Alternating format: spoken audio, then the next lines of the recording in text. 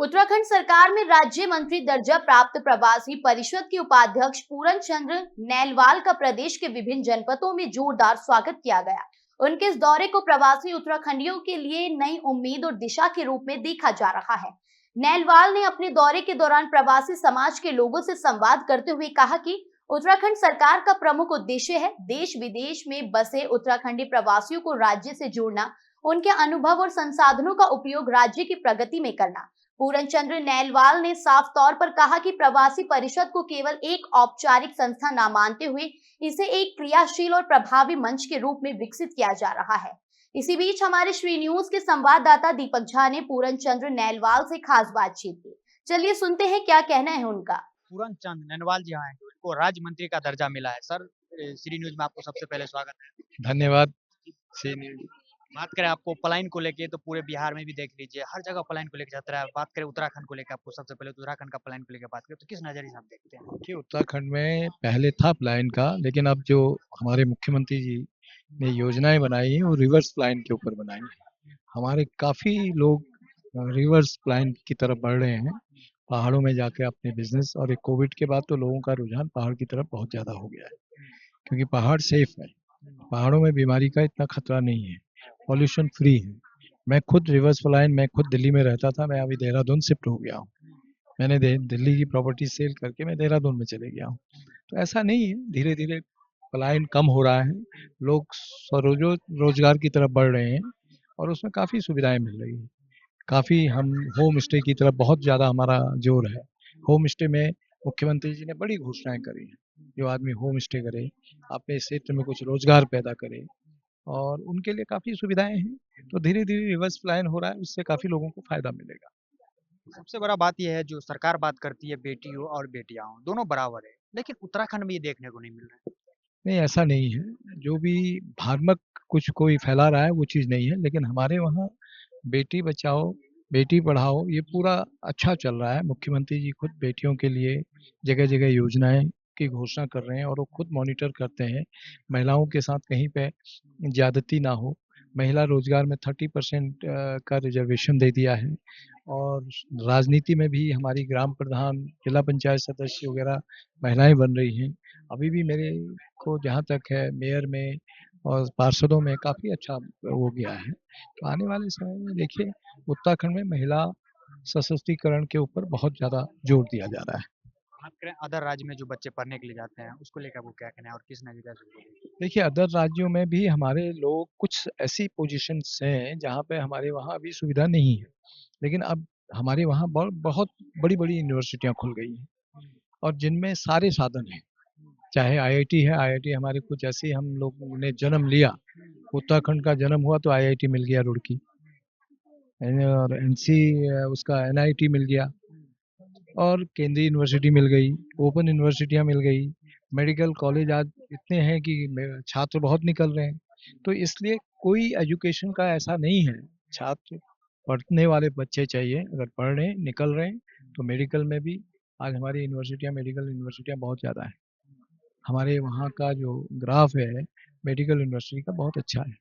MD भी है, jolly grant में एमडी का है, गुरु राम राय में एमडी का है, अन्य कॉलेज हैं उनमें हो रहा है। तो आने वाला समय ऐसा नहीं है कि अगर बच्चा पढ़ने वाला है उसको बाहर जाने की जरूरत ही नहीं है, बाहर से वहाँ एडमिशन लेने आ रहे हैं। तो ऐसा एक कुछ शरारती तत्व हैं जो ऐसा सोशल मीडिया पर फैला देते हैं, ऐसा नहीं है। मुख्यमंत्री का अथक प्रयास है कि मेरे राज्य में शिक्षा, रोजगार और इसमें बहुत अच्छा मैसेज जाए। मुख्यमंत्री रात दिन मेहनत कर रहे हैं। अभी रेलवे का हमारी आगे ऋषिकेश से कर्णप्रयाग तक रेल जा रही है, और कई जगह पे केदारनाथ वगैरह के लिए रोपवे का वो कर रहे हैं। तो ये सब बढ़ावा, टूरिज्म को बढ़ावा देने, रोजगार को बढ़ावा देने के लिए किया जा रहा है। 4 धाम यात्रा ग्रीष्मकालीन, शीतकालीन दोनों चालू हैं। हमारे अभी जो 4 धाम यात्रा चल रही थी तो उसमें भी बहुत लोग आए हैं। तो ऐसा नहीं है, पर कुछ लोगों का काम ही ये है कि निगेटिविटी को फैलाएं करके। ऐसा नहीं, सोशल मीडिया पे लोग उल्टे सीधे मैसेज देते हैं, उससे हमारा मतलब कोई विरोधाभास नहीं है। राज्य प्रगति कर रहा है, मुख्यमंत्री युवा हैं, युवाओं का भी ध्यान दे रहे हैं, बुजुर्गों का भी ध्यान दे रहे हैं, सैनिक पुत्र हैं, सैनिकों का भी सम्मान दे रहे हैं। तो आने वाले समय में अब जैसे मेरे को ही प्रवासी का दिया, इसलिए कि प्रवासियों की चिंता है।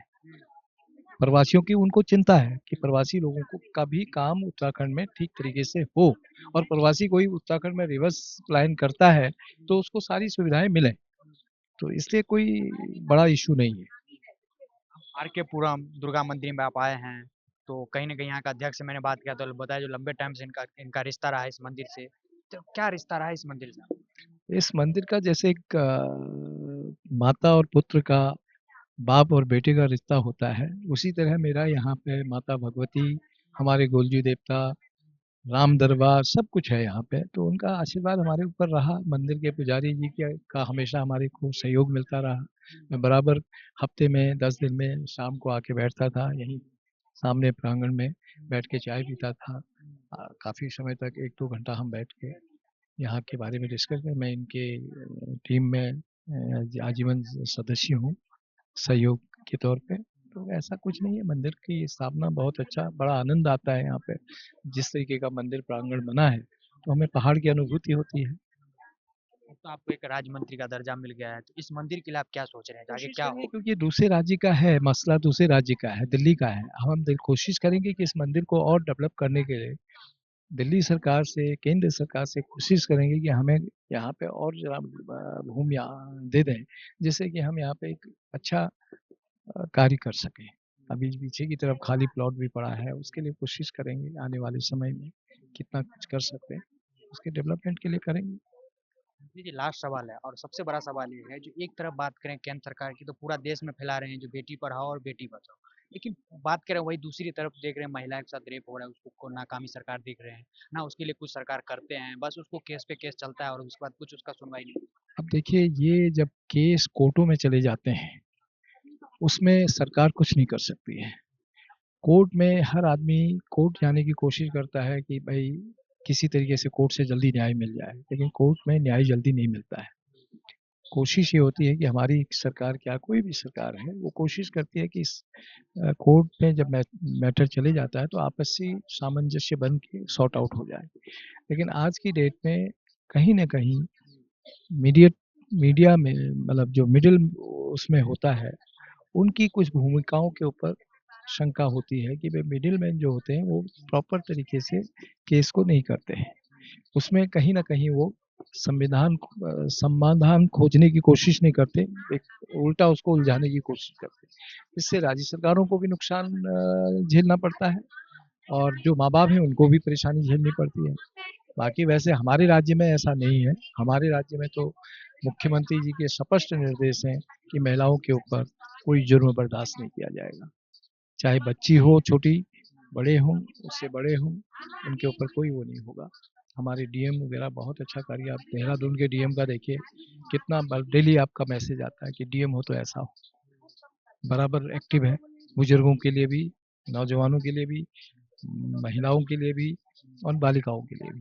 बराबर एक्टिव होके घर-घर और स्कूलों में घूमते हैं, रोडों पे घूमते हैं, कभी मोटरसाइकिल में, कभी कैसे। तो इस टाइप के ऑफिसर अगर होंगे तो निसंदेह प्रदेश भी का अच्छा नाम कमाएगा, देश का भी नाम रोशन होगा। धन्यवाद। बहुत बहुत शुक्रिया, धन्यवाद।